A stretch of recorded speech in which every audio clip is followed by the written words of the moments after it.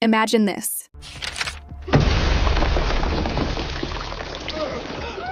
A royal coffin, inside which lies England's most powerful king, Henry VIII, dead and still. But the people standing around him are not grieving. They are terrified. Because suddenly, with a horrifying burst, the coffin itself explodes from within. Yes, that 400-pound body, swollen with infection and gases, could no longer withstand the pressure of the sealed coffin.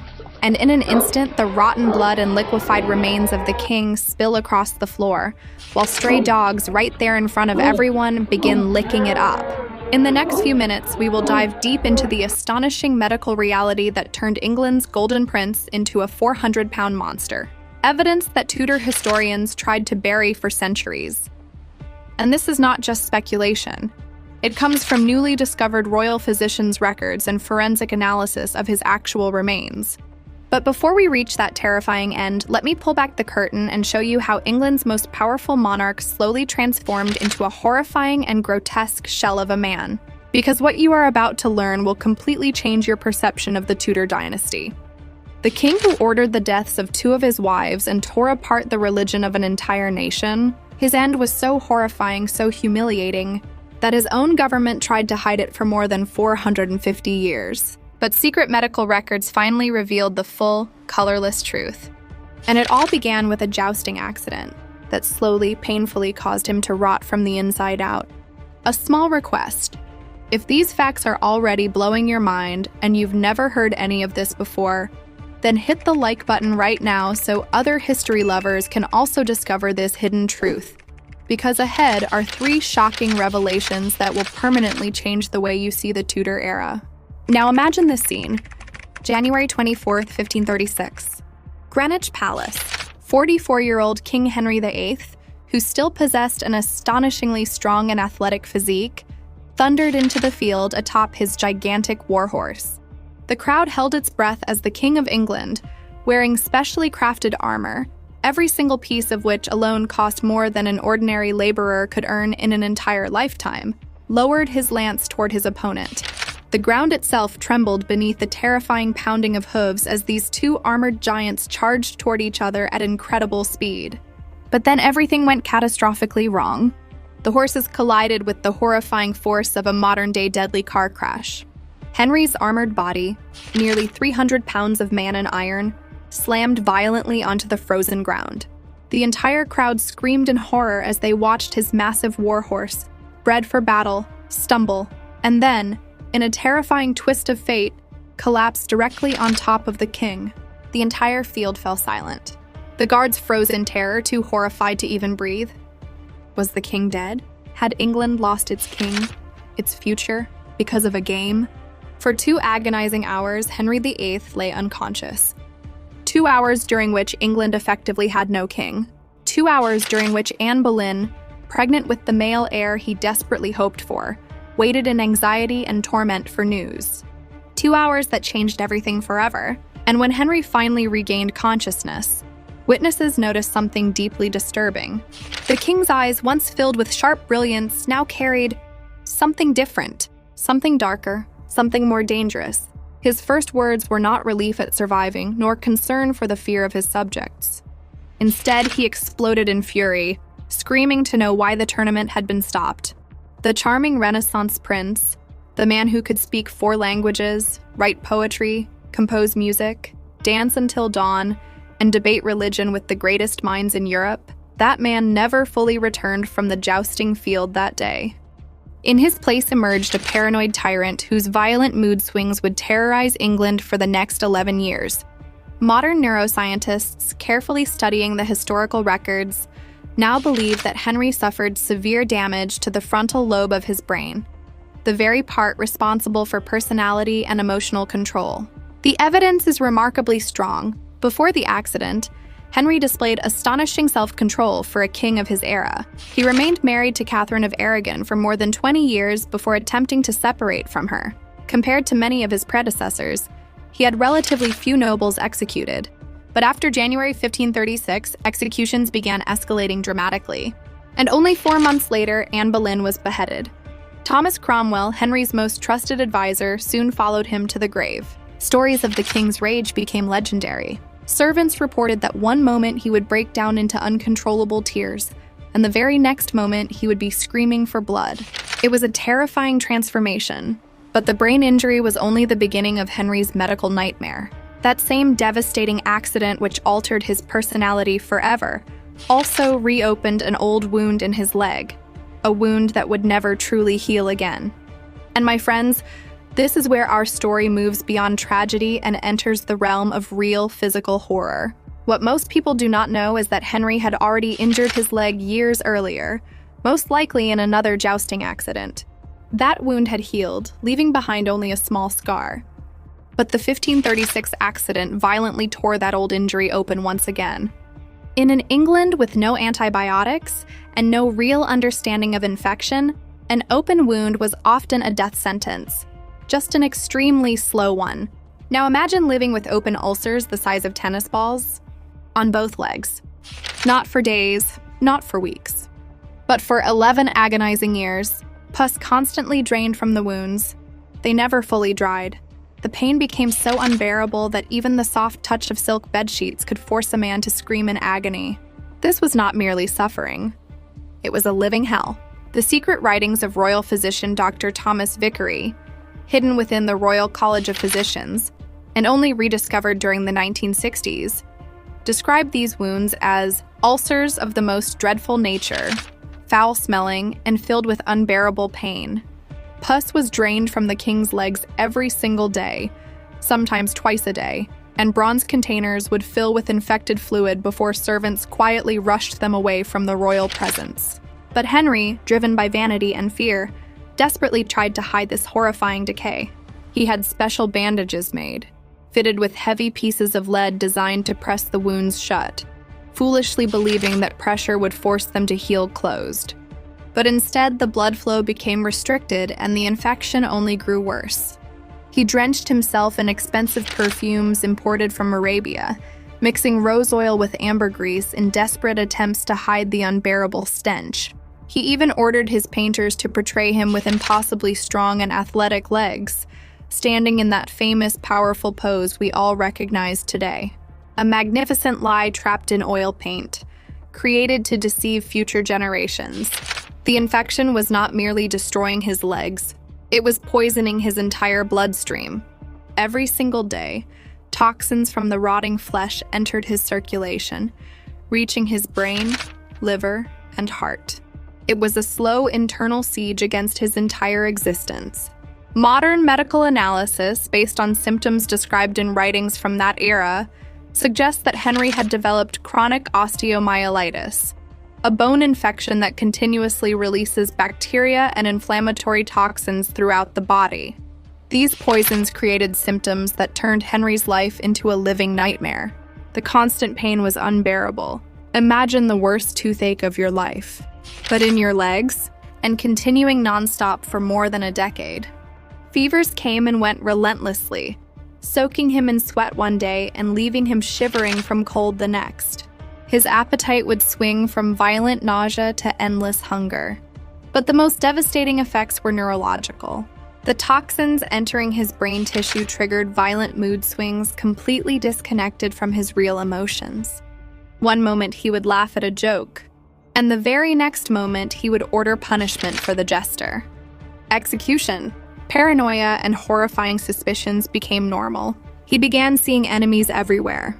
He became convinced that servants were poisoning his food, that his wives were being unfaithful, and that foreign assassins hid within every shadow.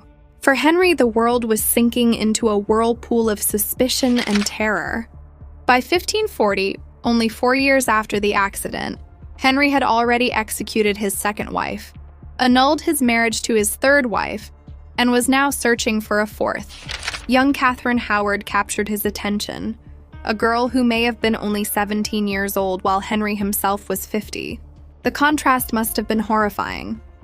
On one side stood a king so obese that servants were required to lift him onto his horse.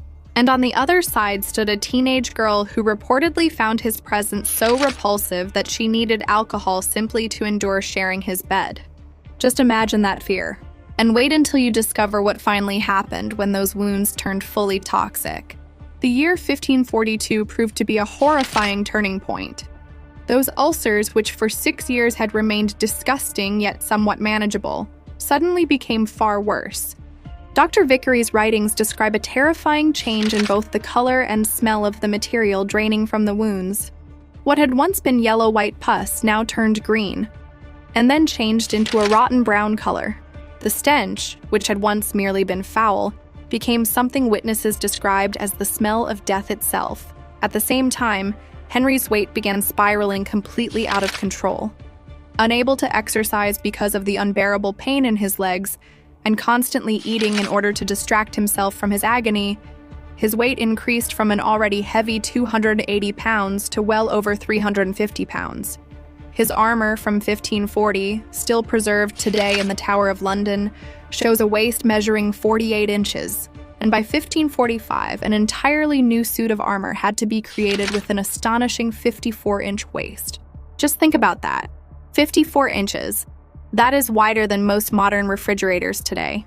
Even the palace itself had to be altered to accommodate the king's gigantic body. Doorways were widened. Even today, those architectural modifications can still be seen at Hampton Court. Floors had to be reinforced with additional beams because they had begun dangerously sagging beneath the king's immense weight. Special chairs were built with removable arms because Henry could no longer fit between them. But it was not only the furniture that needed to change. The king's entire daily life had become a complicated performance designed to hide his rapidly deteriorating condition from public view. He was dressed while lying in bed, a process that required 4 strong servants just to manage his enormous and diseased body. A system of ropes and straps had been installed in order to lift him upright. Then he would be transferred into a wheeled chair, though this fact was carefully hidden from the public eye. Ahead are 2 more shocking revelations about his actual death and the deeply disturbing cover-up that followed afterward. But first, make sure you are subscribed to Tide of History, because I have an entire series on Tudor conspiracies that historians truly do not want you to know about. Press the notification bell so you do not miss the explosive truth about Anne Boleyn's execution. Alongside the physical transformation, Henry's mental condition had deteriorated just as horribly. By 1544, courtiers had begun reporting behavior that went far beyond mere bad temper and entered the realm of madness itself. Henry would hold entire conversations with people who were not actually there. He was seen fiercely arguing with his dead father, Henry VII, defending the expenses of the royal treasury. He called out for his mother, Elizabeth of York, who had died when Henry was only 11 years old. But most terrifying of all were his interactions with the ghosts of the people he himself had ordered executed. Multiple witnesses reported that during important government discussions, the king would suddenly stop speaking mid-sentence, the color draining from his face as he stared into empty space. Then, in a quiet voice, he would say, "No, not yet," or "Leave me alone." And immediately afterward, he would explode in rage at his completely bewildered advisors. One particularly detailed report from the French ambassador described Henry suddenly screaming at an empty chair, ordering Anne Boleyn to stop laughing at him. His court had become a horrifying theater of madness. The king's paranoia had reached terrifying extremes. He became convinced that his servants were attempting to poison him through the bandages wrapped around his legs. He would order the pus-soaked wrappings to be brought before him so he could personally inspect them, then suspiciously smell them before finally allowing them to be burned. He kept food tasters not only for his meals, but even for his medicines, forcing unfortunate servants to apply his ointments onto their own skin first in order to test for poison. By Christmas of 1546, Henry had become a creature that could barely still be called human. Writings from that era describe a man with a gigantic body who had to be lowered onto his throne and could not even stand without assistance. His face had swollen to nearly twice its original size, his features grotesquely distorted by fluid building up inside his body. His eyes, once bright blue, eyes that poets compared to the summer sky, had now turned yellow and bloodshot, buried deep within swollen folds of discolored flesh. The stench rising from the royal body had become impossible to hide. Despite using perfumes by the pound, burning incense, and scattering fresh herbs across the floors, the smell of decay followed Henry everywhere he went.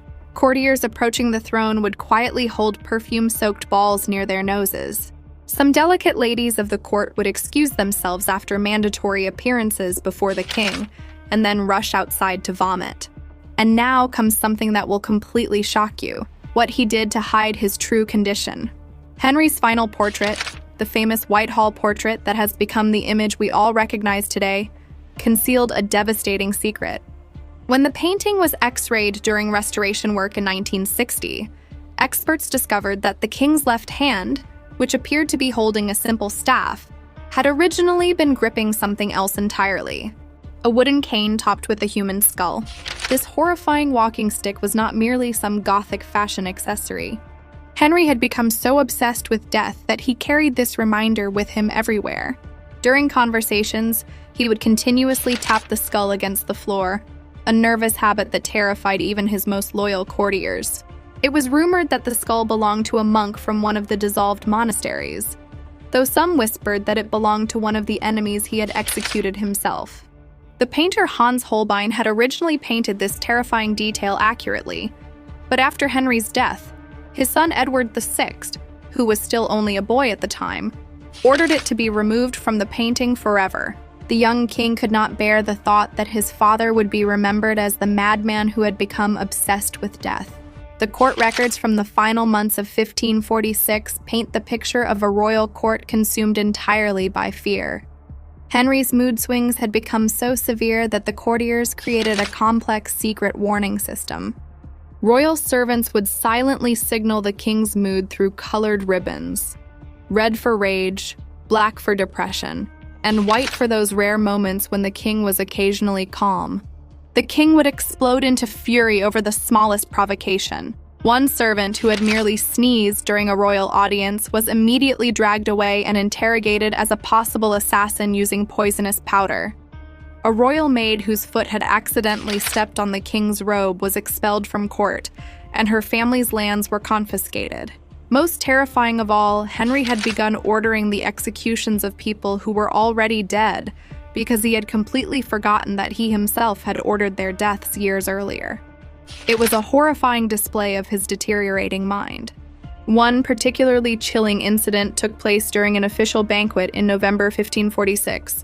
The French ambassador reported that during the meal, Henry suddenly stood up, an act that required the assistance of several servants and revealed his intense agony, and then began screaming at an empty chair. "How dare you come to my table?"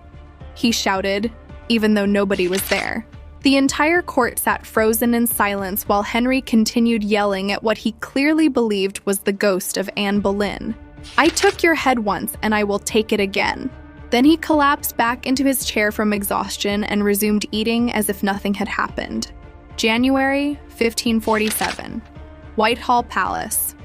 Henry VIII had entered his final and agonizing decline, and what happened next was so horrifying that his own government suppressed the records for centuries. The ulcers on his legs had advanced to a condition unlike anything the physicians had ever seen before. Dr. Thomas Wendy's secret medical notes, discovered in a private collection in 1891, describe wounds so deep that the bones were clearly visible. The flesh surrounding the ulcers had turned black, unmistakable and undeniable evidence that gangrene had spread throughout the body. The stench had now become completely unbearable. Servants would faint while changing the king's bedsheets. Windows were kept open despite the brutal cold of January, because the smell of decay could fill any closed chamber within minutes. Henry's body had transformed into a foul-smelling mass of rotting flesh. His skin had taken on a sickly yellow color due to liver failure. Even the whites of his eyes had turned the same shade, giving him an inhuman, jaundiced appearance. His tongue had swollen so badly that he could barely speak. His words emerged as wet, gargling sounds that his closest servants often had to interpret for others. His breath smelled of rotting meat, a horrifying sign that the infection had spread into his digestive system. The king's enormous weight was making his care almost impossible. It required 6 strong men just to turn him in bed in order to prevent bed sores, although by that point the sores had already formed, adding even more horror to the growing list of decaying flesh. His legs had swollen to such an extent that the skin had split open in several places, leaking clear fluid that soaked through dozens of bandages every single day. But here's the detail that truly disturbs me when thinking about his suffering. On January 20th, Henry began experiencing what modern physicians would recognize as the onset of multiple organ failure. His kidneys, overwhelmed by the constant flood of toxins coming from his infected legs, began shutting down. His urine, whenever he was able to pass it, had become dark brown in color and carried the sharp smell of ammonia. His stomach had swollen with fluid, adding even more mass to his already enormous body and placing severe pressure on his other organs. During those final days, the king's mental state shifted constantly between terrifying clarity and complete delirium. When conscious, he knew he was dying. He begged his physicians to save him, promising them unimaginable wealth if they could restore his health. And when they failed to ease his suffering, he turned on them in rage, threatening them with torture and death, despite lacking even the strength to properly sign execution warrants. During his periods of delirium, Henry revealed the true horror of his condition. He cried out for his mother, who had died nearly 40 years earlier, pleading with her to protect him from the demons he claimed were crawling out from beneath his bed. He spoke to his brother Arthur, dead since 1502, apologizing for taking his throne and his wife. Most heartbreaking of all, he repeatedly called out for his first wife, Catherine of Aragon, begging for forgiveness even though she had died 11 years earlier after being abandoned and left alone by him. His final moments became a tortured confession. Throughout those last days, the royal court maintained a carefully constructed illusion. Official announcements continued describing the king's condition as a minor illness from which he was recovering. Ambassadors were told that Henry was merely resting and would soon receive them again.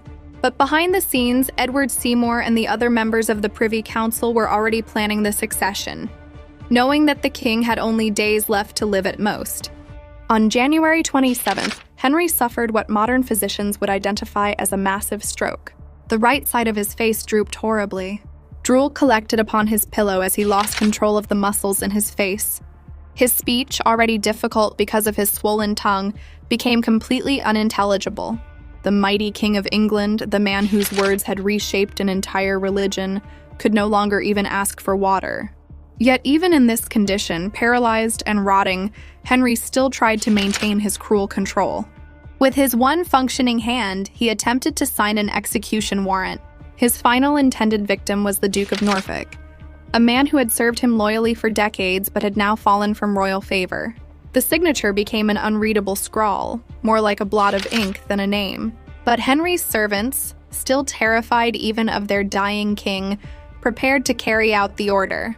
Only Henry's death the very next day saved Norfolk from the executioner's block.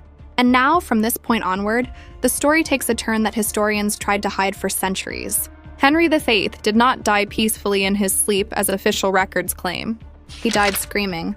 Archbishop Cranmer's personal diary, discovered in 1983 within the Lambeth Palace Library, provides the only eyewitness account of Henry's final hours.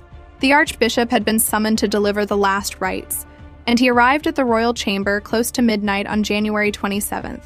What he witnessed inside the royal bedchamber deeply shook even this experienced religious leader. Henry was suffering from such violent seizures that 6 men were required to hold him down to prevent him from injuring himself even further. His enormous body convulsed with such force that even the reinforced bed frame cracked beneath the violent movements as he vomited black fluid. It was a horrifying sign that his digestive system was bleeding internally. The stench was indescribable. Cranmer wrote that he had to step outside twice in order to vomit. During brief moments of calm, Henry's eyes would focus upon things that were not actually there. He called out to his dead children, the miscarried and stillborn infants who had stood in the way of his desperate search for an heir. He begged them for forgiveness. He promised that if they returned, he would become a better father. Then his voice would suddenly change, becoming louder and filled with terror. He screamed about fire and demanded that someone extinguish the flames that only he could see. As the clock approached 2 a.m. on January 28th, Henry's breathing pattern changed into what modern medical experts call the death rattle, a wet, choking sound caused when the lungs begin filling with fluid. Cranmer, following Protestant tradition, asked the dying king to give some sign if he trusted in Christ for salvation. The archbishop took Henry's heavy, swollen hand into his own and told him to squeeze if he was dying in the faith of Jesus Christ. Henry weakly squeezed once, then his grip loosened. At 2:27 in the morning on January 28, 1547, King Henry VIII of England died. But the horror did not end there. In fact, it was about to become even worse. Henry's corpse began decomposing at an astonishing speed. The infection that had destroyed his body for years did not stop after death. It accelerated. Within only a few hours, his already swollen body became even larger as bacteria inside the corpse produced gases. The stench grew unimaginably worse. Servants standing outside the chamber could hear the sounds of vomiting from within the corridors. The Privy Council, led by Edward Seymour, made the extraordinary decision to hide Henry's death for 3 full days. This was not merely political strategy. They desperately needed time to figure out how to manage the rapidly deteriorating corpse. Displaying the body publicly had become impossible because it was too enormous, too badly decayed, and threatened to create an unimaginable scandal. Embalmers were summoned immediately, but they faced an impossible task. When they opened Henry's body in order to remove the organs for preservation, they discovered the true extent of the internal decay. The liver had become so enlarged and diseased that it fell apart upon touch. The heart, swollen to nearly twice its normal size, was surrounded by yellow fluid. The intestines had turned black from gangrene. One embalmer's assistant fainted the moment the abdomen was opened, and such an overwhelming stench escaped that workers fled from the chamber. Unable to endure it, the embalmers worked with extreme speed over the next 2 days, using methods considered excessive even by Tudor standards. They packed more than 100 pounds of salt and fragrant herbs into the empty cavities of the body. They wrapped the corpse in wax-soaked cloth drenched in turpentine. Then they sealed everything inside a massive lead coffin specially reinforced to withstand the tremendous weight. But even these extraordinary measures could not stop Henry's decomposition. During the lying in state at Whitehall, witnesses reported strange sounds coming from the coffin, popping and gurgling noises, as gases continued building inside the sealed container. The lid itself began bulging outward. Officials hurriedly draped additional black cloth over the coffin in order to conceal its horrifying distortion. Then, on February 14th, the funeral procession began toward Windsor Castle. Henry's coffin, weighing nearly half a ton once fully reinforced, was placed upon a specially constructed carriage pulled by 8 horses. The journey, which normally should have taken only a single day, stretched into 3 because the horses struggled beneath the immense weight, and the winter rains had transformed the roads into thick mud. On the second night, the procession stopped at Sion Abbey. Bitterly ironic because it was one of the monasteries Henry himself had dissolved years earlier, the coffin was placed inside the chapel for the night. What happened next became so horrifying that it passed into legend, although contemporary records confirm that it truly occurred. The pressure of gases inside Henry's decomposing corpse finally became too great. The lead coffin burst open with a sound witnesses described as resembling a crack of thunder. Foul-smelling liquids spilled outward, pooling horribly across the chapel floor. The stench became so overpowering that the guards abandoned their posts and fled. And then came the final horrifying humiliation. By morning, workers discovered that dogs had entered the chapel during the night. They found the animals licking the fluids that had leaked from the king's shattered coffin. The man who called himself the chosen one of God, who broke away from Rome to establish his own divine authority, was ultimately reduced to food for stray dogs. Palace workers used sawdust and lime to clean the remains, covering their faces with cloths as they worked. The coffin was quickly resealed with fresh lead, although the damage done to royal dignity was completely irreparable. When the procession finally reached Windsor Castle, Henry was buried quickly without the grand ceremony that had originally been planned. The horrifying scene was so damaging to royal prestige that Edward Seymour, now Duke of Somerset and Lord Protector, ordered complete silence under threat of death for all witnesses. Official records simply state that Henry died peacefully and was buried with full honors. The truth was so effectively concealed that it only emerged centuries later through private diaries and foreign diplomatic reports. So Henry VIII, The king who executed wives, destroyed monasteries, and terrorized a nation, died rotting from within, screaming and in terror. His body was so diseased that it burst inside his coffin. The Golden Prince of the Renaissance, once called the most magnificent ruler in the Christian world, ended his life as a 400-pound mass of infection and decay, abandoned by his terrified courtiers, with his final remains licked by dogs. If you found this hidden history interesting, subscribe to Crime Files for more uncovered historical truths, and I will see you in the next investigation. Take care and goodbye.